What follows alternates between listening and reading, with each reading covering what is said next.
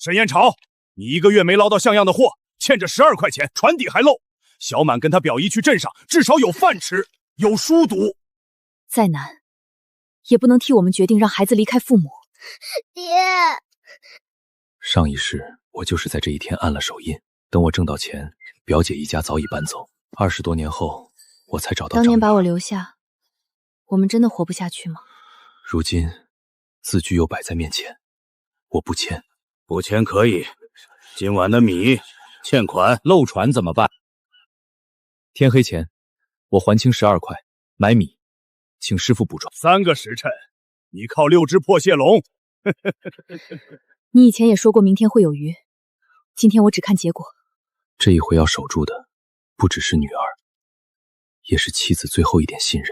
飘草在湾口打转，黑泥滩下藏着回水暗沟，换壳青蟹会避开急流，顺着暗沟聚集，就靠他们。整不到呢。请表姐帮我们一家3口找住处，我去码头扛货，但绝不会只让孩子一个人离开父母。我只是来帮忙的，字据不愿签，谁也不能逼。给他3个时辰，以前做错过，不代表不会改。天黑前，我等着看你从烂泥里刨出什么。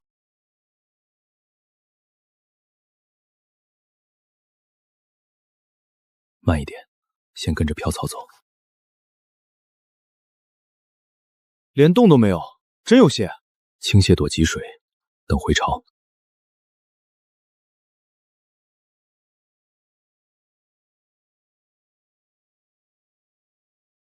那也是钱。今天抓净，明年这里只剩空泥。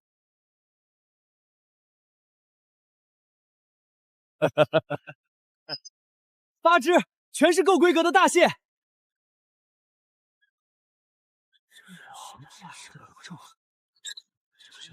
15斤2两，2块1斤，我全收。12块今天结清，欠条给我。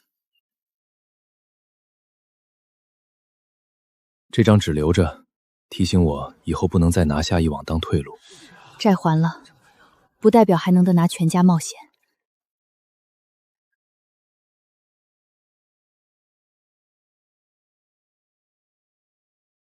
爹，我还跟表姨走吗？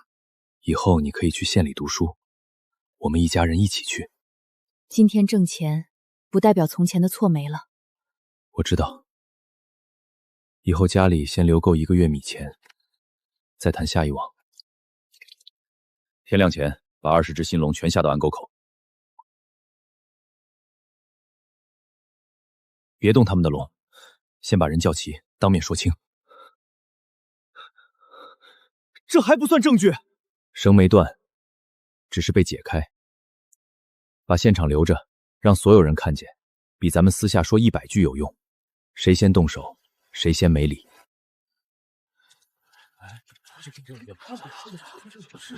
海是大家的，谁都能下。所以今天不争谁能下，只争怎么下。检查。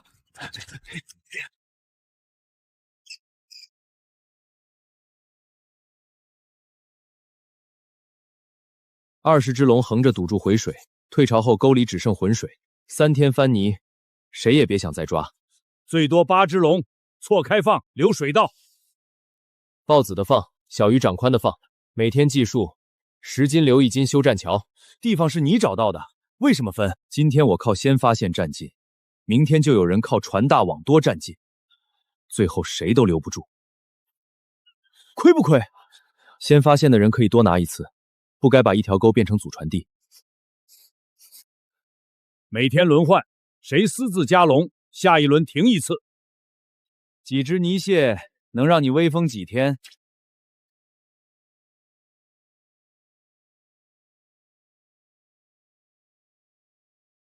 我家9斤，你家双扣只有7斤8两。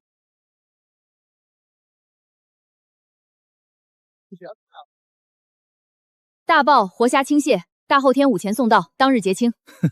沈彦朝不是董朝吗？让他去。规格、验货和交货时间，大鲍只在回流复杂的黑吉礁。梁福海已经带人连夜去黑吉礁了。再等，连壳都没了。今晚不下，订单丢了还能找，命丢了没地方找。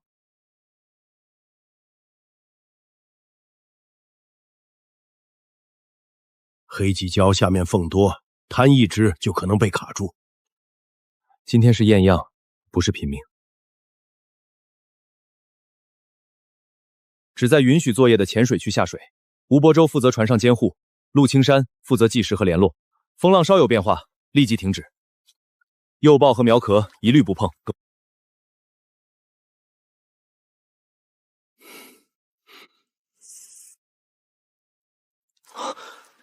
苗壳在背流，城豹不会离得太远。梁福海刮的是明礁，大豹藏在冷水回潮边。白石里面是幼苗密集处，谁都别下钩。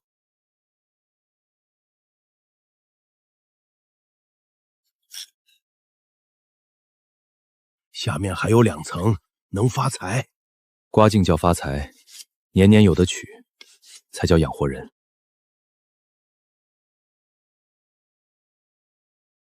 20斤，2天凑得出吗？凑不出，改菜单。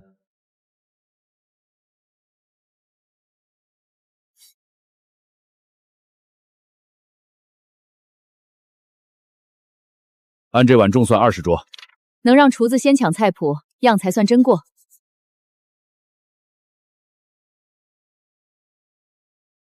改单，总货款116块。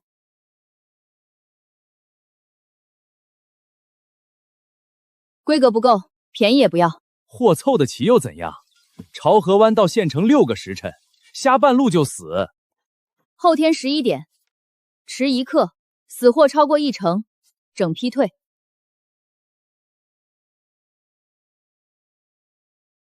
剩下的土路怎么走？活水带到镇口，上岸再保湿降温。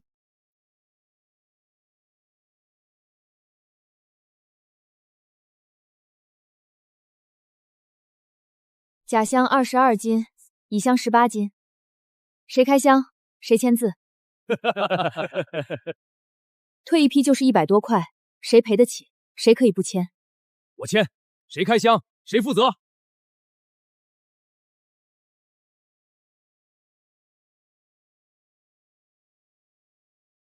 先卸货，别让一根木刀削掉整批。赶时间不是拿整批货去赌一根车轴。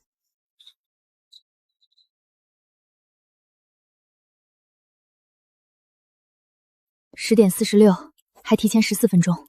先验白皙，再验青蟹。这2斤活力弱，单独算，不能混进去。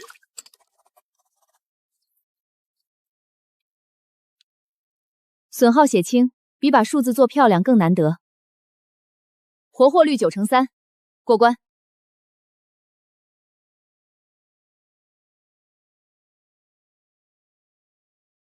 照这个规矩，我家也想加入。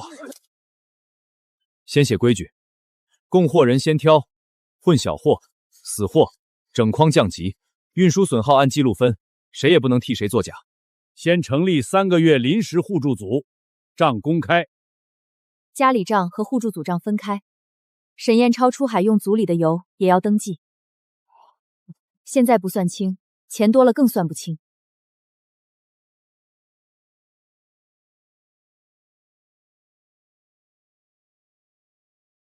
账、公章和安全都分开，我只管货源和路线。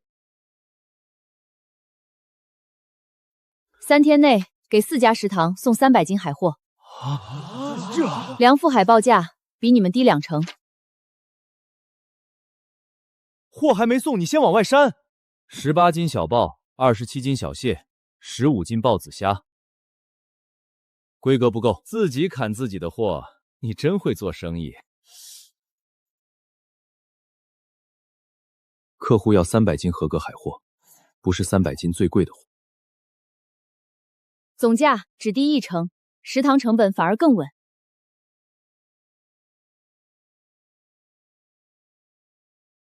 今天少一点，也不能拿次货补数。大单不是一次抓够，是3天都不能乱。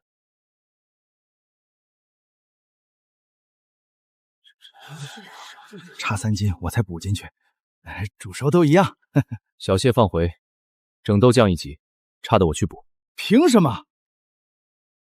混货不降，守规矩的人就吃亏。下批合格，照常收。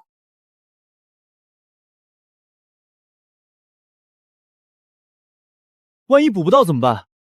补不到就按不足重量结算，不能为了3斤去动幼苗区。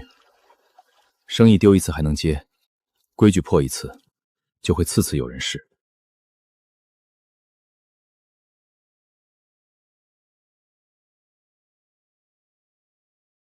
300斤整，第3批按时到了。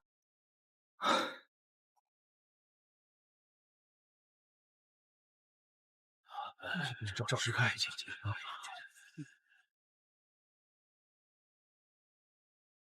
按供货等级和工时算，谁也不吃平均的亏。总收278，扣费后净元167。以后我的货照规矩验。爹，今天终于吃白米饭了。南风压潮，所有船加烂。老人孩子先上岸，其他人按名单留。按船号加栏，没分到任务的人留在岸上。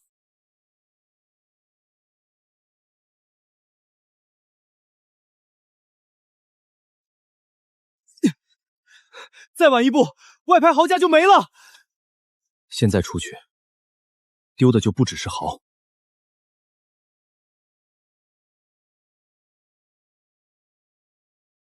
人都在，船只也全部核对完了。人和船都清点完了，4户按标记下滩，其他人不要进去。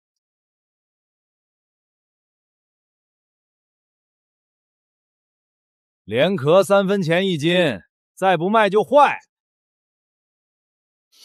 死肉丢，活肉分，第1道原吃留下。好水谁喝？不是喝，是熬。拿出去卖，清洗、过滤、加热、容器和存放，少一项都不行。所以请你来定流程。哪户的哪一锅多少斤，全都分开记。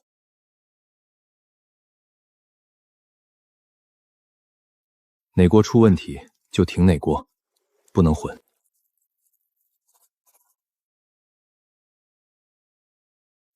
鲜味够，半勺就能压住1锅豆腐。先放3天，看会不会坏。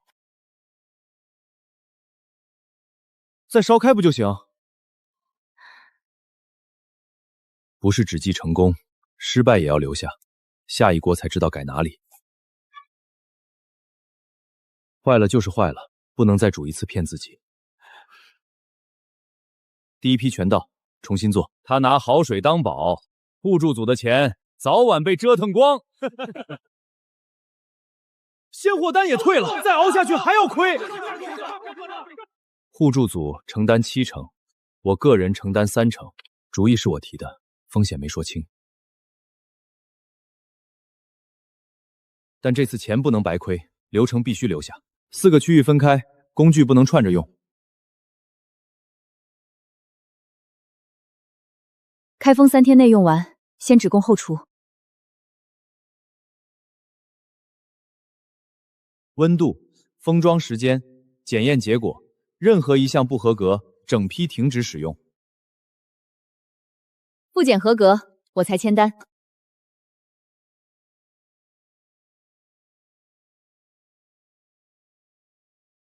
质量条款照旧，哪罐有问题都要追到锅号。先按每周30罐供。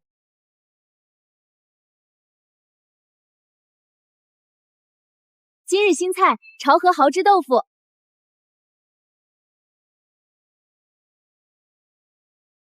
接下来2个月，120罐能做吗？完全没问题。 120罐能接，但不能把生长期的蚝提前挖空。第1个月先做80罐，剩下40罐，第2个月交。别人抢着多卖，你还往后推。今天多做40罐，秋后可能少400罐。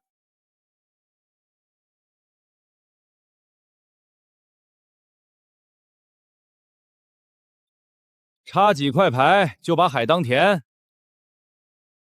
啊，旧壳上真挂出新苗了。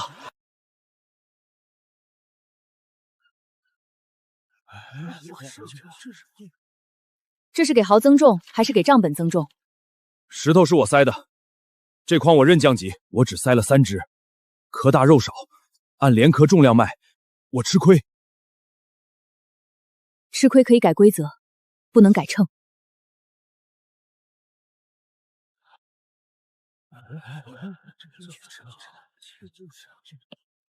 1等按出肉率和鲜度收，2等做熟食，3等取汁。每10筐抽1筐，结果上墙。这筐呢？10字挑出整筐最低级，下次不作假，照正常价。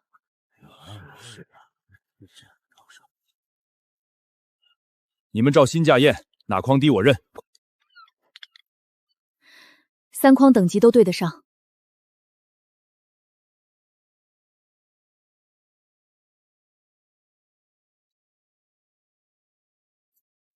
外排养壳，内排育肥，不能一锅端。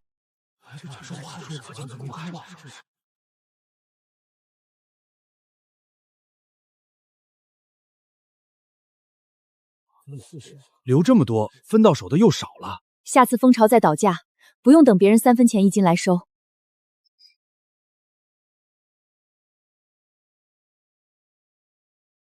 爹，这是给我的新书包吗？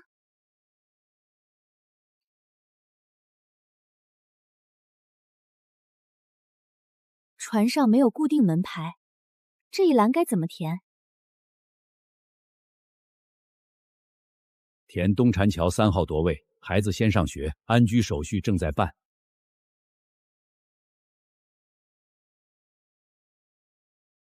上一世，他离开以后才进学校，名字写在别人家的户籍后面。这一回，父母都站在他身边。潮河是咱们家的吗？不是，是大家的。招待所退货，客人说发苦，是坏蚝熬的。这不是我们封的，假的不是我们的。外面分不清，继续卖，出一罐问题都算我们的。没有锅号，蚝汁里还混了糖浆。县里已经有3家摊位卖半价潮河蚝汁。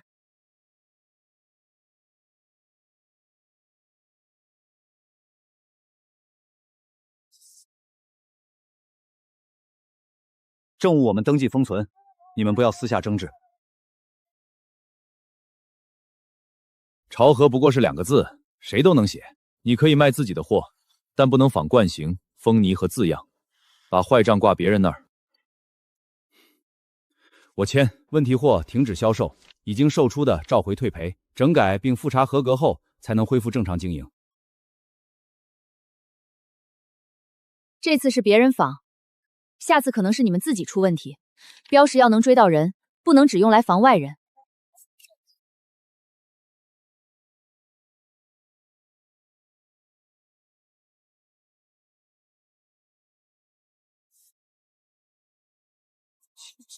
越怕人知道，越像心虚。把真假说清，才是对真货负责。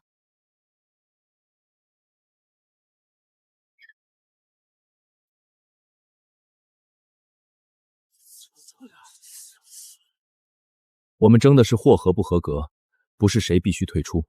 违规由规则处理，不靠私下解决。笼子太密，小蟹快没路了。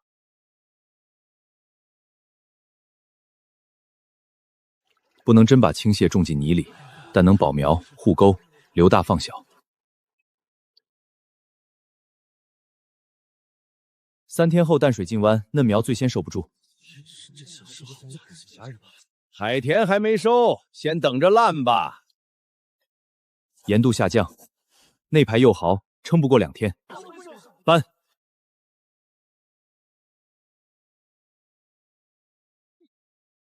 我家那排线班，不然就全没了。先按最嫩、最怕淡水的顺序搬，谁家的都一样。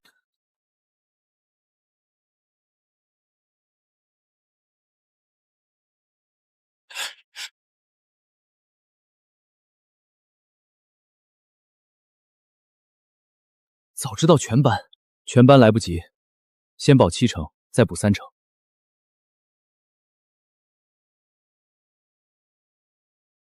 毫秒保住8成，隔秒损失不到2成。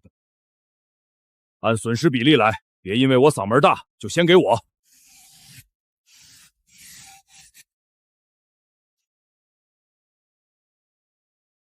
干货在湾里卖不上价，往北40里是河川集，干货价高，我们自己送出去。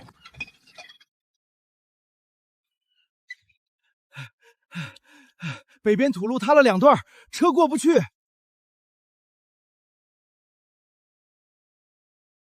别往船舱搬，潮气会把干货闷坏。船舱更潮，明天就长霉。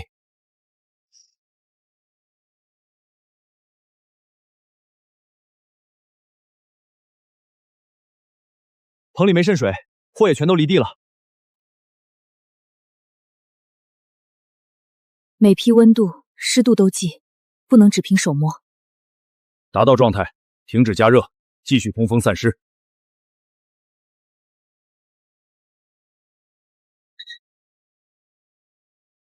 鱼竿未重，串坏陶器谁赔？粘坏一件陶器，按价赔。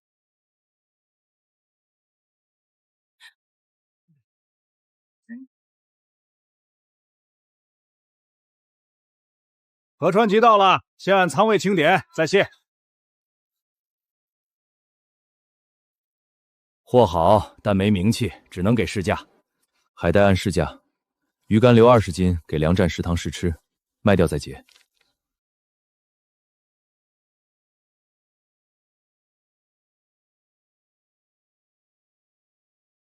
数量、地点、结款日，少一项都不清楚。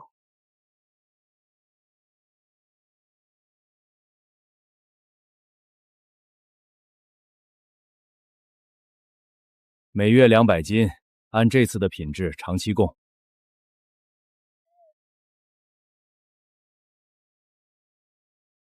这里海带贵，陶罐却便宜，以后空船不能空回。80块也分了吧，家里正缺钱。买船不是为了摆阔，是把每趟被别人卡住的时间买回来。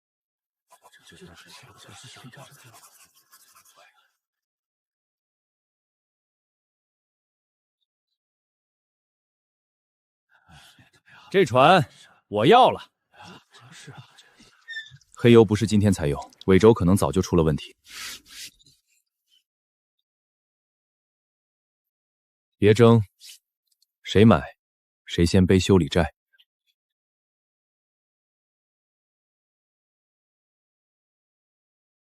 别再轰油门，尾轴吃不住了。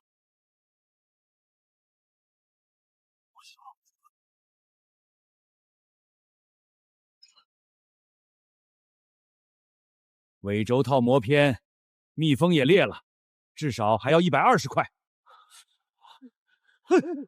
先封存部件和收据，先查清责任。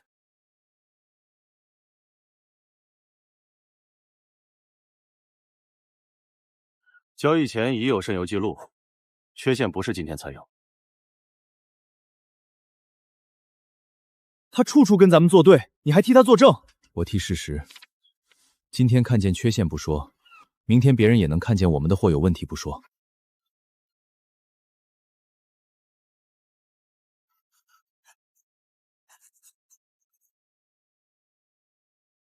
船价、缺陷、维修费和退出办法都写进去再签。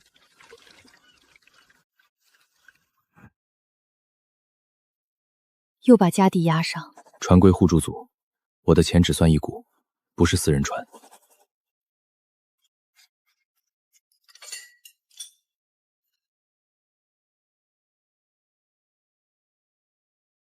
发动机试转正常，潮河1号可以下水。爹，它会漏吗？木船都会渗，所以每天都得查，知道哪里会漏，才不怕漏。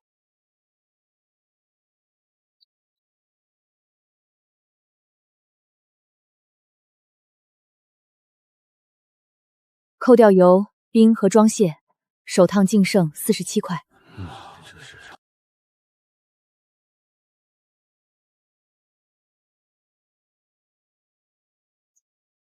先停机，固定作业了，不能硬撑。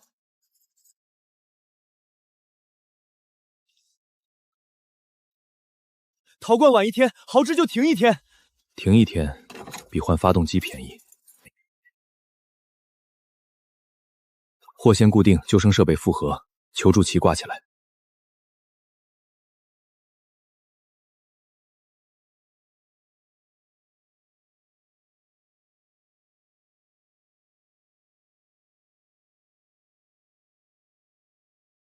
延误损失3块6，单独计进这趟成本。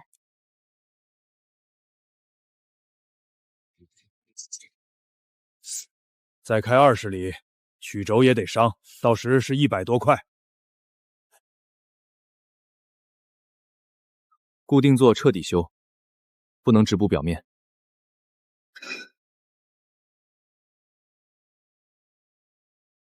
每天都一样，签什么？正因为每天看着一样，人来最容易不看。有了名字，不等于成了谁家的买卖。公章、船账和库存，少一样都不能由一个人单独拿走。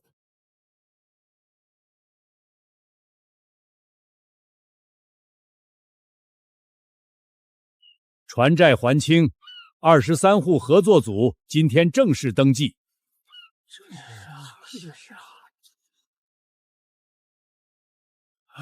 原来这些废网一直在吃我们的苗，不清这些，放再多苗是白放。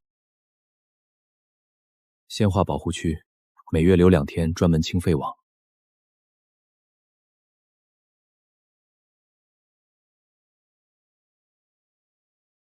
守规格，报海区，价格高1成，不守，谁的货都不收。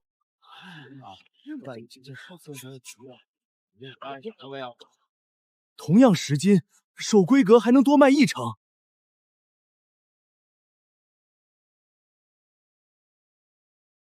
南外海有墨斗汛，夜里追灯，1晚顶半个月。但有季风回流，先把返航线算清。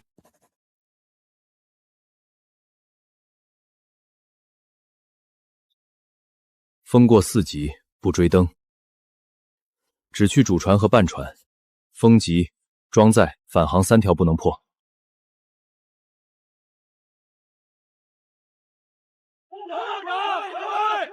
鱼就在灯下，再起2网就满仓。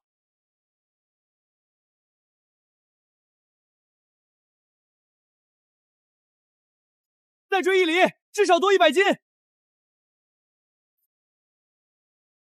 收线，回！现在停，前面那片鱼就让别人捞了。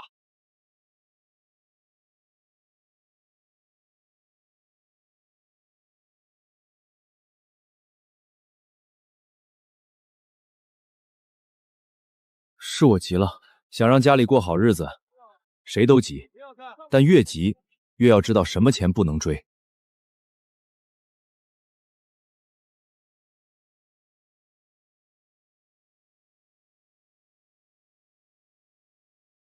96块，先留作周转，低产期还能撑下去。最迟联络日没到，你爹昨天还报过平安。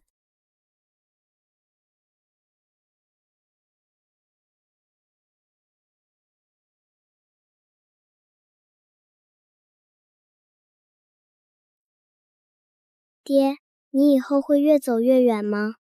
会，但每走远1步，都要有能回来的规矩。过了这个时间就会有人联络，对吗？超过最迟联络时间，立即启动联络。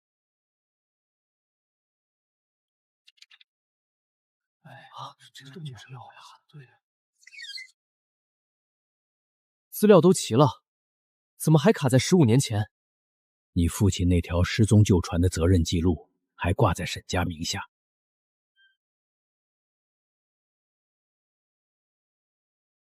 他不是追鱼。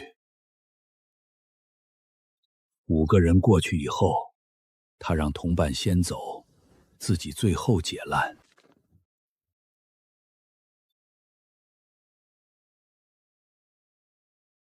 值班部上有5名获救者，和老人说的一样。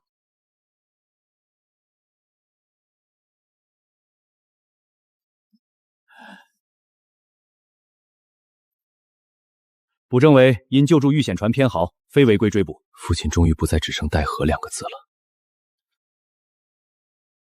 资格通过，朝河2号可以按协议入组。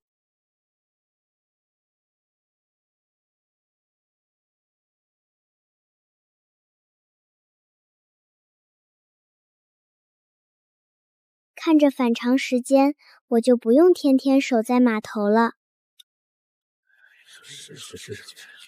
旧账认不认？赔偿结没结？愿不愿按船规公开账？认，结了，愿意。先做3个月运输，不碰采购定价。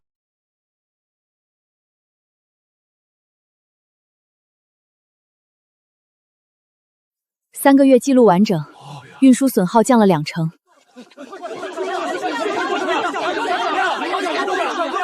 沈燕朝管着2条船，还住漏船，是不是故意等大家把房子让给他？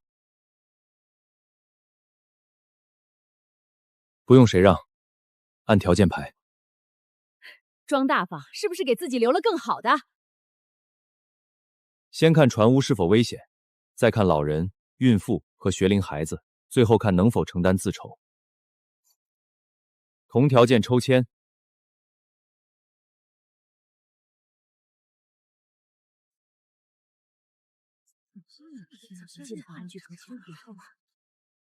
公示3天无异议，首批8户按排序确定。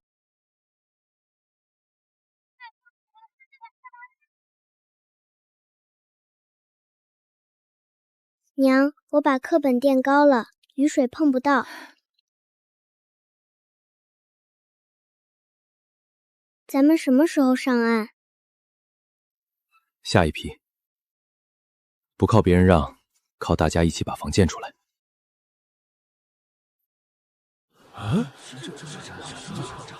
修栈桥省下的货损比这笔投入更多。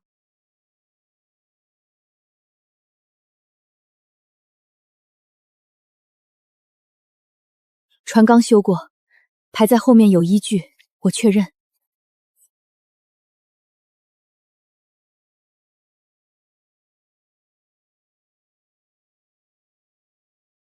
我的书桌终于能放在窗欢了。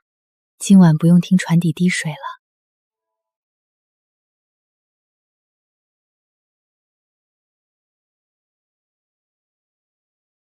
你们还缺真正能带鲜货走远的冰仓，先算试运条件，不能直接接1000斤。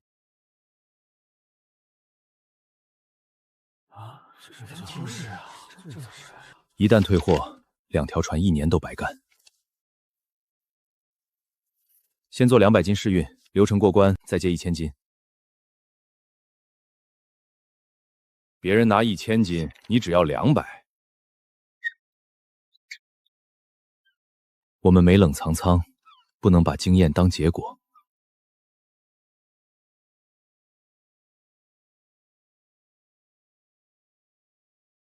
第4组损耗最低，关键是先降温、分层、及时排水。12斤失败货单列，不能倒回正品箱。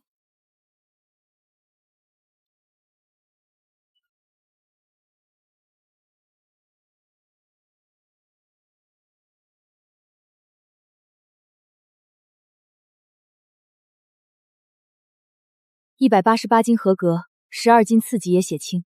能把1000斤做成同样标准，我收。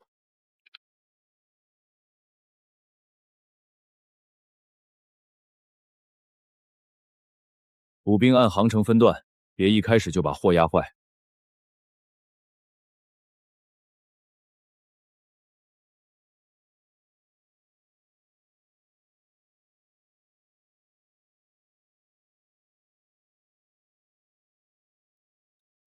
还差14斤，要不要从散户补？这硬货了。 14斤， 986口。起补时间和保存方式不知道，宁可少14斤，不拿它毁一批。你们少交14斤，确实要按合同承担责任。但你们没有为了凑数混进来路不明的散货，这一点值得信任。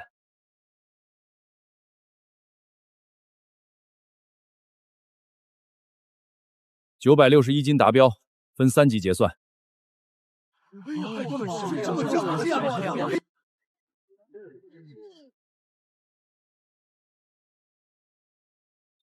留的是维修和冰仓钱，不是藏起来不分。修路账、修路流、修船流，钱什么时候进家门？管钱、管货、管合同都是你家人，账真干净吗？今天先不分钱。2年的账，一页一页重查。3把钥匙分3个人，我也不能单独开箱。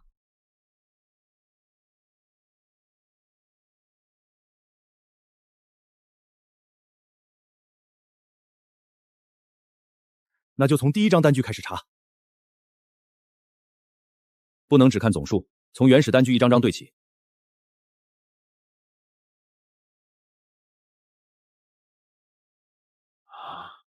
你没发现？发现了，那时公共钱不够修船，我先没领，后来忘了补。少领装清白也不行，公司必须分开。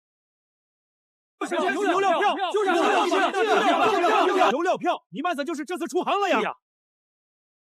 账不是为了证明谁是好人，是为了时间久了，负责人换了也能说清。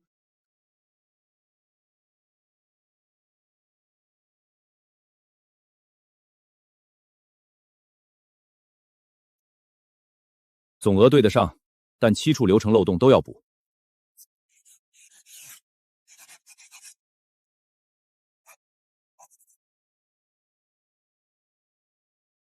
收货、称重、记账分开，支出必须3人签字。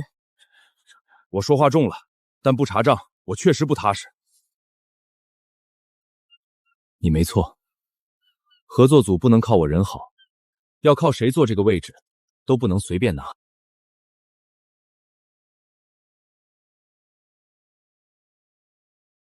该补的补，该退的退，按凭证，不看关系。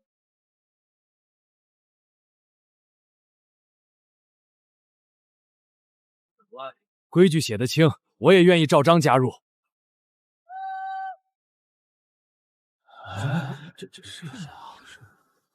12000的船，我们现在连3000都不到。小满，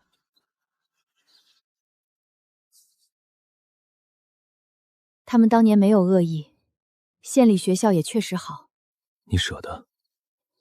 不舍得，但不能因为我们舍不得就替孩子堵路。去了还能回来吗？要改姓吗？你们会不会又忙得忘了接我？能回来，不改姓也不会忘。我先不去，等真需要我自己考。我不是怕离开，是想自己选什么时候走。余训、机器、市场都可能变化，不能靠一句一定发财去背。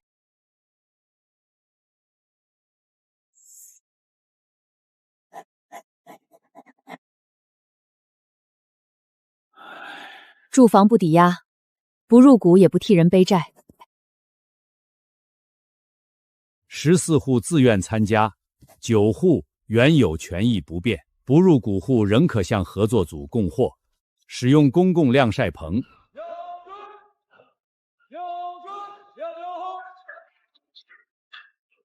不会辨认灯标和方位的补课，不熟悉临界的不得顶班。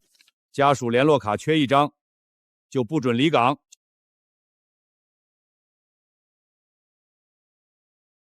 会走多远？走到手续允许、能力够得着的地方。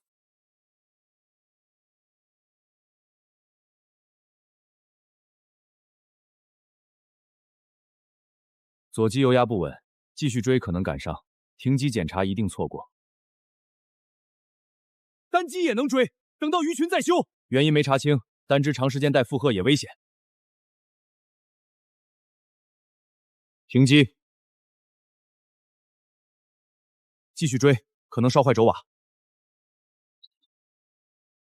3小时修好了，可鱼群已经散了。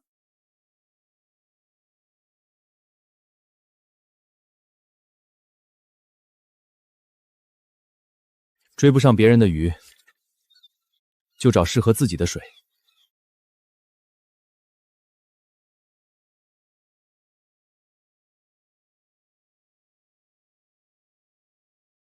胃里的小油还新鲜，中层鱼群就在附近。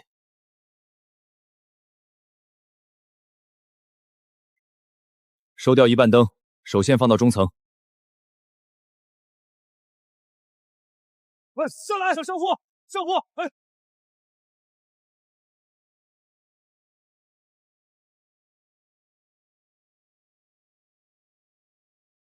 装得下不等于冰得住，再多一筐，可能让前面10筐一起降级。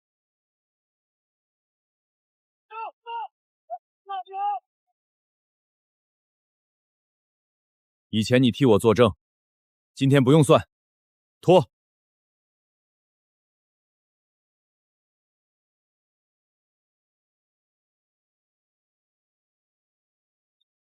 冰仓温度正常，补冰和排水都没停。救人和守货不是只能选一个，前提是流程得提前准备。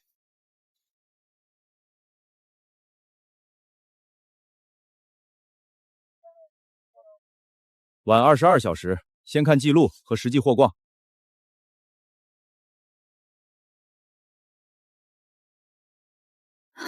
扣完所有成本，首航净余2100多块。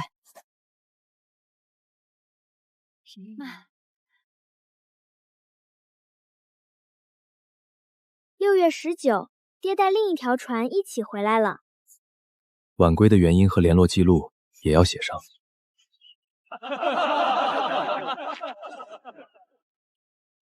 船能买，人和制度买不来，下一条至少等1年。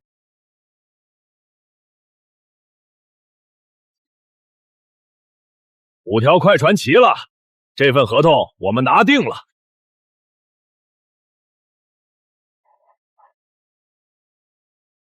不跟价，合同都归他们。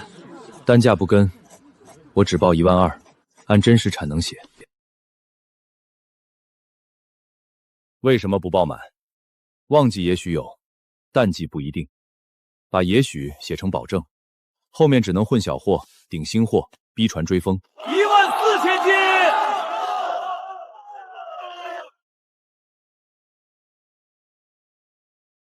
合同不是看谁今天喊的扔，是看4个月后谁还能交。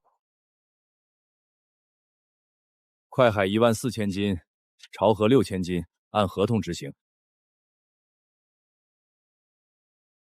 鱼太少了。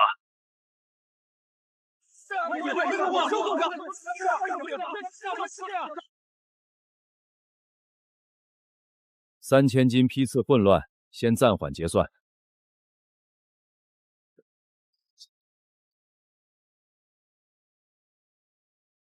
香香能追到船号和日期，6000斤验收完成。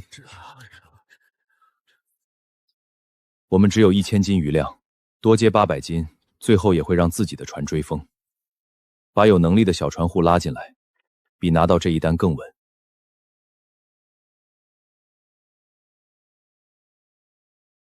800斤直接结给船户，潮河不带领。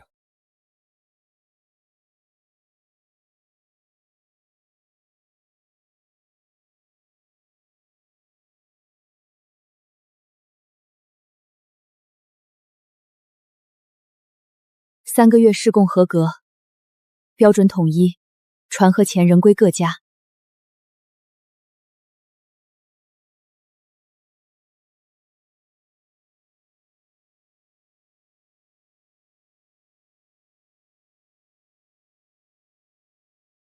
船队的钱为什么总花在公共事上？孩子有人扛耗尽，妇女才能稳定加工，晾晒棚少霉损，岸稳船才稳。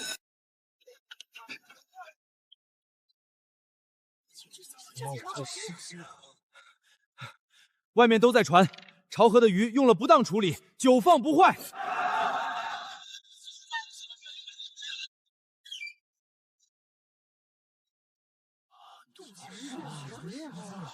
先把能查的全部封好，再等结果。留样、温度和出入库当全部封存，谁都不能动。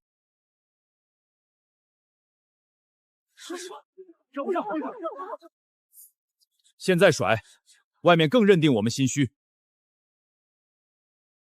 暂停新货入库，马上申请公开抽检。抽哪一箱由检测人员定，我们不能自己挑答案。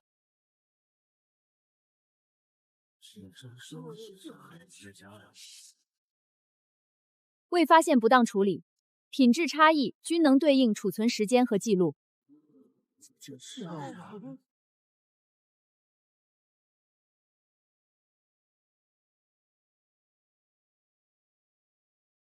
真正写清，该赔的赔，以后按货说货。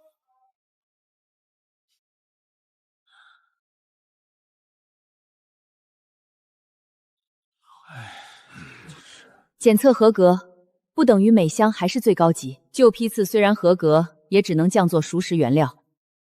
不争最大，只把批次和海域管明白。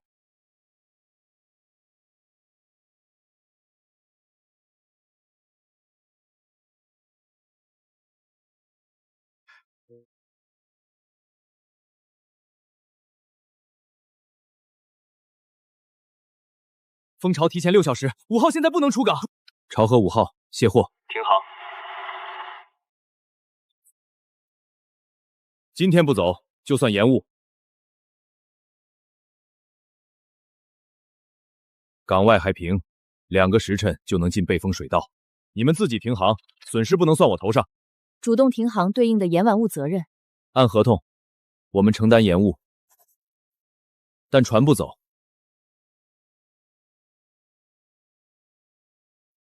600利润不要了，实际损失80多。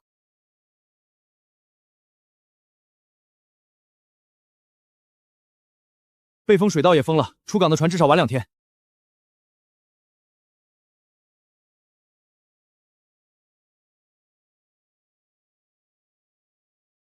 延误扣款撤销，按实际仓储费用重算。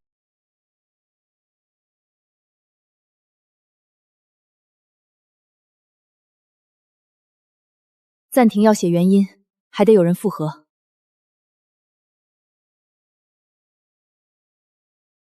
先停，再复核，不许先追责谁耽误赚钱。小满，来到。以后想管船吗？我想先学海水为什么会变，鱼为什么会少。那就读到你能自己回答。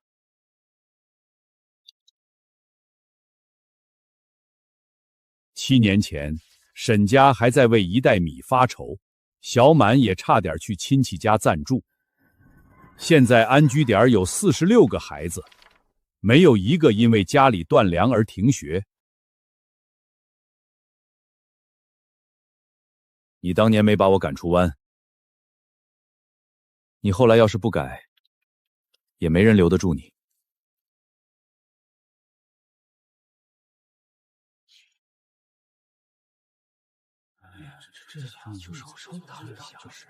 先问清楚，我们走得更远，是为了湾里过得更好，还是只想让船队看起来更大？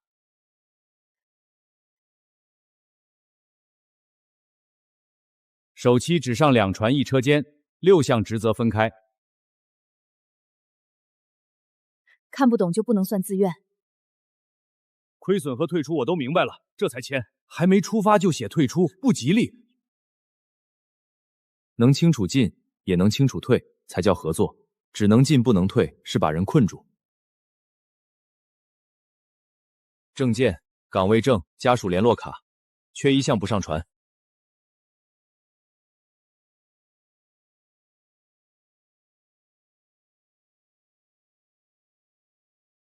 爹，以后船队归我吗？股份按章程，岗位看本事。你愿意回来，就凭能力应聘。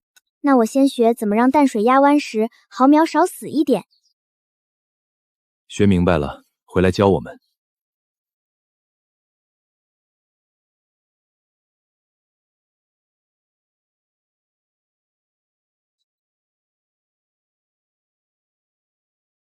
加个公账，停航，拖带。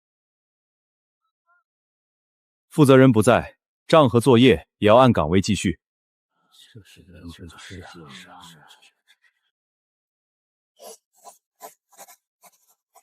一个组织只能靠我才能转，说明他还没有真正站稳。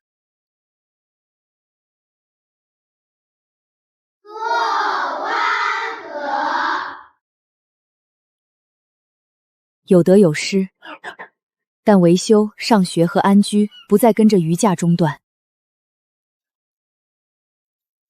这里最早不是谁抢赢了，是大家学会了别把一条钩一次抓空。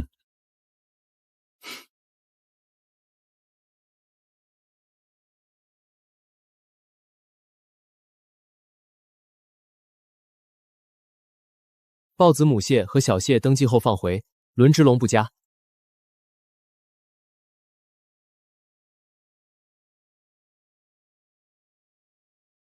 这一辈子最值钱的是哪条船？不是船，是当年那张没按下去的手印。为什么不烧？不是记恨，是提醒我，穷最怕的不是没钱，是人在最难的时候，以为自己连选择都不配有。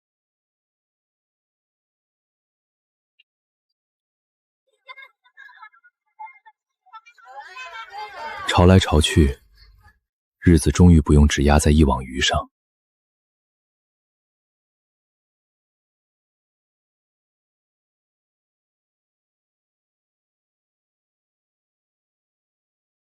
没有宝藏，只有钞表、账本和愿意认真看海的人。